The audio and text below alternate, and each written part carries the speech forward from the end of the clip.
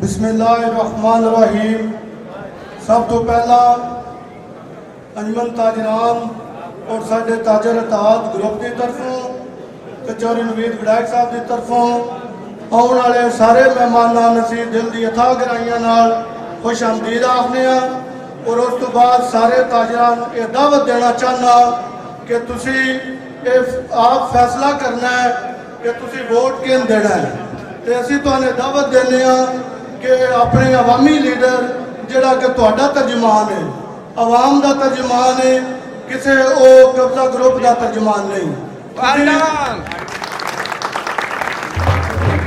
तुसी नवीद विधायक साहब ने वोट दे के 12 फरवरी कामयाब कराओ और तुहाडे जिस तरह उन्होंने साबका दौर दे विच बहुत ही ज्यादा काम किए।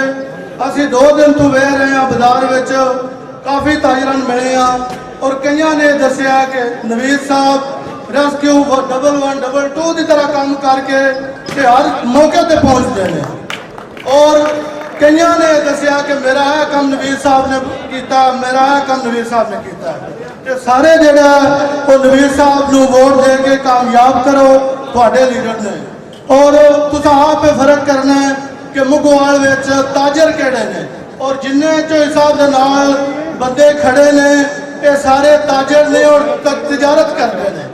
चौधरी अपना इजाज साहब, अपना तैर साहब हो गए, मून इजाज साहब, जिन्हें भी साढ़े लुगार इकराम विधायक साहब ये ताजर ने और ये हमेशा ताजरों की बेहतरी वास्ते निकलते हैं और ये तुहाडी जान पर लड़ते हैं।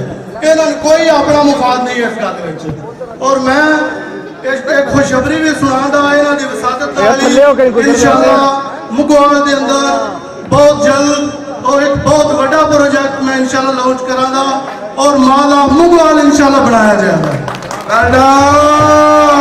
और एक DH लेवल की सोसाइटी और नवीद साहब की वसादत का मैं ऐलान करना इंशाअल्लाह असीं इत्थे लॉन्च करांगे।